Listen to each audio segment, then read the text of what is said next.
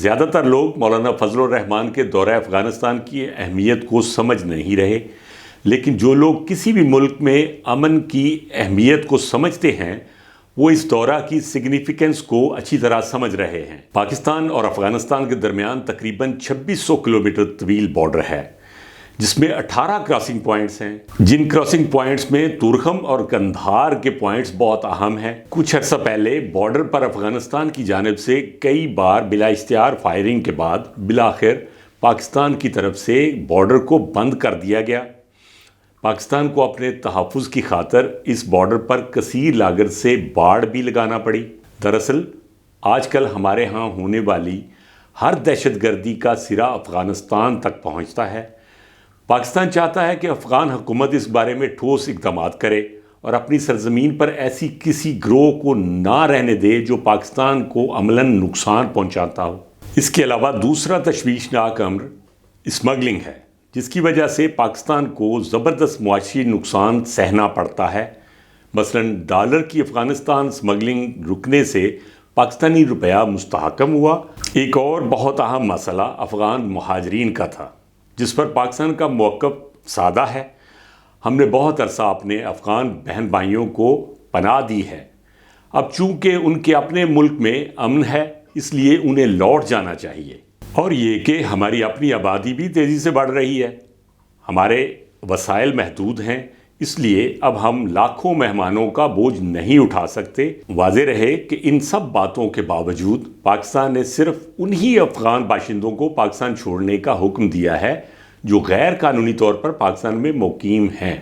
ایسا کرنا تو دنیا کے ہر ملک کا حق ہے کہ وہ غیر قانونی طور پر اپنے یہاں رہنے والوں کو ڈیپورٹ کر دے، اور ان باتوں کے علاوہ طالبان حکومت کا رویہ شروع ہی سے پاکستان کے حق میں اچھا نہیں تھا۔ مذکورہ امور کی وجہ سے دونوں حکومتوں کے درمیان ایک ڈیڈ لاک پیدا ہو گیا تھا۔ انہی مسائل کو حل کرنے اور دو طرفہ تعلقات میں بہتری لانے کی غرض سے مولانا فضل الرحمان افغان حکومت کی دعوت پر افغانستان تشریف لے گئے تھے۔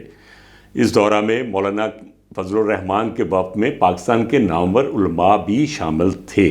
مولانا فضل الرحمان کا میڈیا سے فرمانا تو یہی تھا کہ یہ سرکاری نہیں، ہماری پارٹی کا دورہ ہے، اور ترجمان دفتر خارجہ نے بھی یہی فرمایا۔ مولانا فضل الرحمان ذاتی حیثیت میں افغانستان گئے ہیں۔ واضح رہے کہ مولانا فضل الرحمان نے سینئر صحافی طاہر خان سے ایک انٹرویو میں کہا تھا کہ ان کے اس دورہ کو حکومت اور متعلقہ اداروں کی تائید اور تعاون حاصل ہے، لہٰذا ہم اس دورہ کو نیم سرکاری دورہ کہہ سکتے ہیں۔ آئیے دیکھتے ہیں کہ اس اہم دورہ کے اہداف کیا تھے اور کتنے اہداف پورے ہو چکے۔ اس دورہ کے دو بڑے اہداف تھے: پاکستان اور افغانستان میں امن و امان کا قیام اور پاکستان اور افغانستان کے باہمی رابطے بڑھانا۔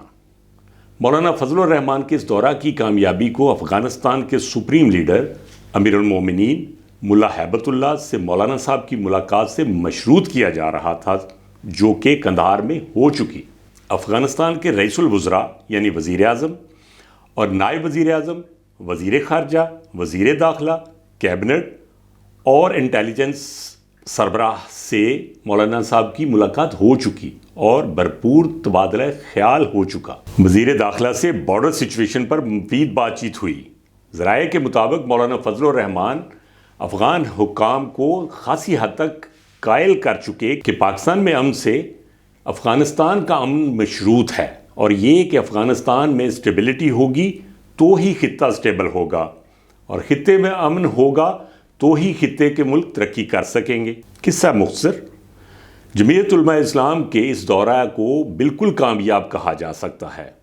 امید ہے کہ دونوں اسلامی برادر ملکوں میں امن و استحکام کی خاطر کی جانے والی یہ مشترکہ اور مخلصانہ کوشش خطے میں بہتری لائے گی۔